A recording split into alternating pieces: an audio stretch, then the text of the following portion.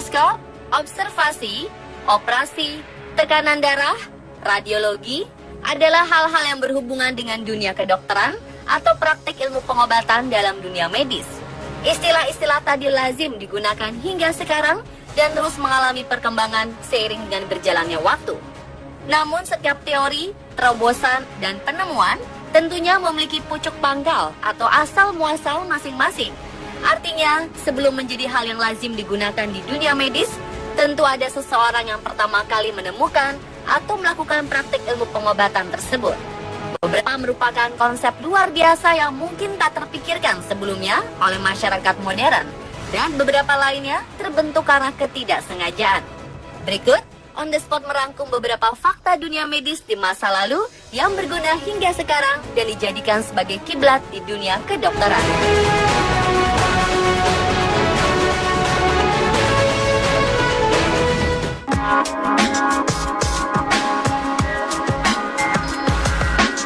Yang pertama adalah stetoskop. Tak hanya orang dewasa, anak TK yang hobi bermain dokter-dokteran pun nampaknya sudah mengenal alat ini sebagai alat yang lazim digunakan seorang dokter untuk mengecek kondisi pasiennya. Dan tahukah Anda, jika pada 1816 lalu, seorang dokter asal Prancis bernama René Théophile Saint-Laennec menciptakan sebuah perangkat medis untuk memeriksa suara dalam tubuh seseorang yang kemudian dinamakan stetoskop. Kabarnya, René menciptakan instrumen ini agar ia tidak harus menempelkan kupingnya pada dada seseorang, terutama wanita, saat dirinya melakukan pengecekan pada detak jantung. Pembuatan stetoskop terinspirasi saat ia sedang mengamati dua anak yang sedang bermain di halaman. Kedua anak menggunakan tabung kosong yang terbuat dari kayu untuk mendengarkan suara lebih jelas. René kemudian menyadari bahwa hal tersebut bisa diaplikasikan dalam dunia medis. Bagian dari stetoskop yang ditempelkan ke dada seseorang mampu membuat suara organ dalam tubuh seseorang menjadi lebih jelas untuk didengar.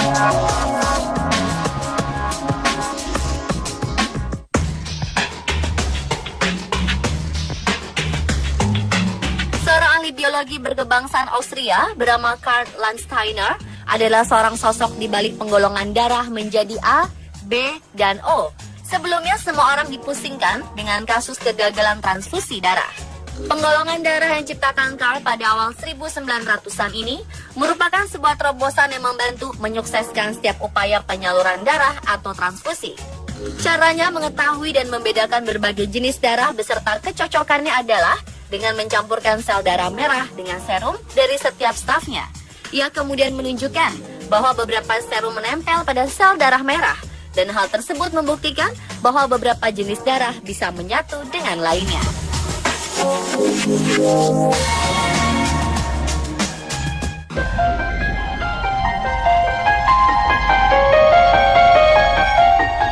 Tahukah Anda, sebelum dilakukan oleh seorang dokter ahli bedah di era modern seperti sekarang, pada abad pertengahan, operasi dilakukan oleh seorang tukang cukur rambut.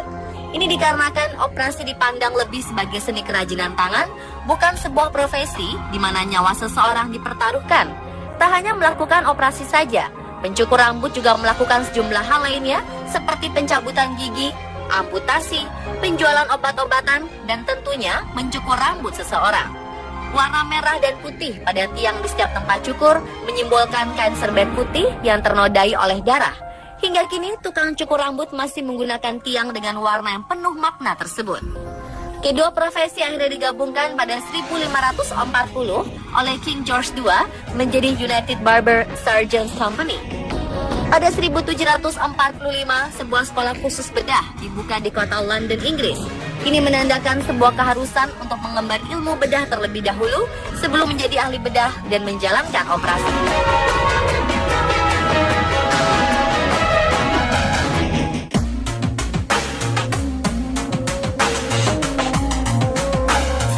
Peredaran darah dan tekanannya sudah dipelajari selama berabad-abad.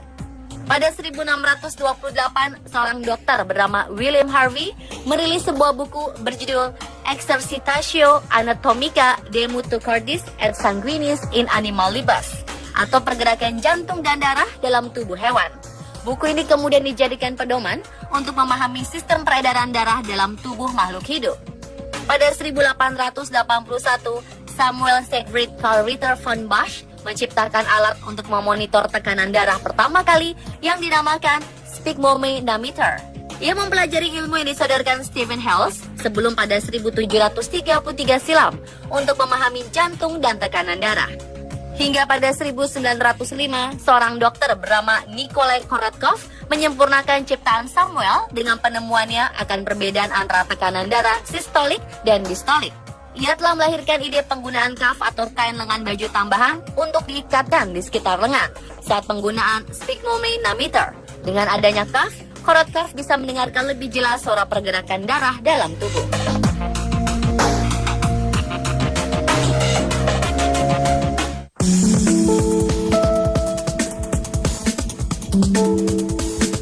Seorang guru di bidang medis dan juga merupakan ahli bedah bernama Joseph Bell menjadi sebuah legenda di Medical University of Edinburgh, Skotlandia, setelah dirinya memperkenalkan teknik unik yang mampu membawa perubahan signifikan pada dunia medis. Saat melakukan diagnosa pada seorang pasien, Bell merasa penting untuk seorang dokter memahami pasiennya sebelum sepatah kata pun dikeluarkan dari mulut pasiennya. Caranya adalah memfokuskan diri pada satu hal. Contohnya pada tangan seseorang atau wajah mereka untuk mengetahui apakah pasiennya perokok atau bukan dan kebiasaan lainnya. Kemahirannya dalam menemukan sesuatu dengan teliti dan memahaminya ini menarik perhatian para detektif. Mereka kemudian meminta pertolongan Bell untuk membantu mereka menyelesaikan investigasi kasus kejahatan. Teknik observasi Bell ini kemudian menginspirasi terbentuknya sains forensik.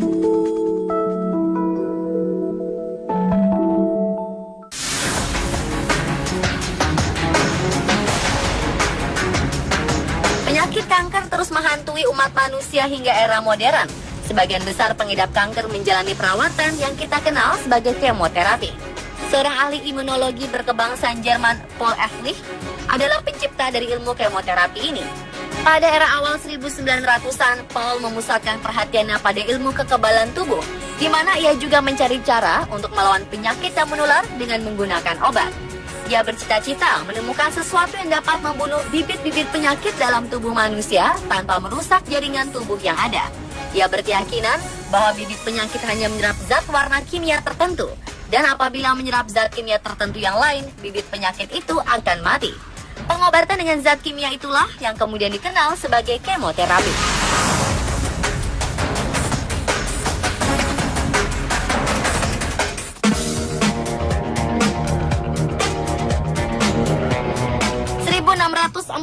Silam, seorang dokter berkebangsaan Inggris bernama Thomas Willis menjadi sosok pertama di dunia medis yang mampu membedakan seseorang yang sedang sakit diabetes dan yang tidak. Caranya sangat unik, yakni mencicipi urin setiap pasiennya. Menurutnya, seseorang yang terserang penyakit diabetes, urinnya terasa manis saat dicicipi. Kendati pun terdengar menjijikan bagi banyak orang, metode ini terbukti sangat berkontribusi besar dalam upaya memahami penyakit diabetes.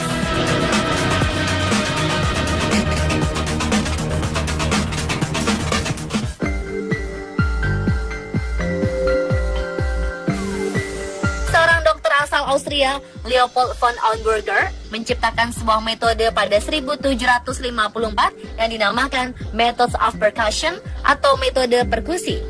Metode ini digunakan untuk mendeteksi apabila ada cairan berlebih dalam tubuh seseorang seperti pneumonia dalam paru-paru. Metode perkusi ini dilakukan dengan cara menepuk beberapa bagian tubuh seseorang dengan menggunakan jari. Leopold mencontoh ayahnya yang kerap kali ditemukan tengah menepuk barel wine dengan jarinya untuk mengetahui ada tidaknya dan sebanyak apa cairan minuman di dalam setiap barel. Hingga kini, metode yang dinamakan inventum novum ini terus digunakan dan dijadikan bahan dasar pembelajaran medis.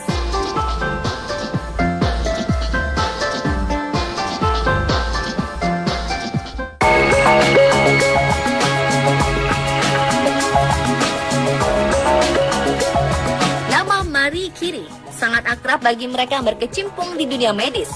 Wanita menimba ilmu di Sorbonne University di Paris, Prancis ini merupakan sosok pertama perintis bidang radiologi. Curie menghabiskan waktu bertahun-tahun melakukan penelitian terhadap bahan radioaktif seperti polonium dan radium, hingga ia akhirnya melahirkan sebuah alat radiasi elektromagnetik yang dinamakan X-ray. Hingga sekarang, setiap rumah sakit memanfaatkan X-ray untuk mengetahui kondisi tulang dalam tubuh secara visual.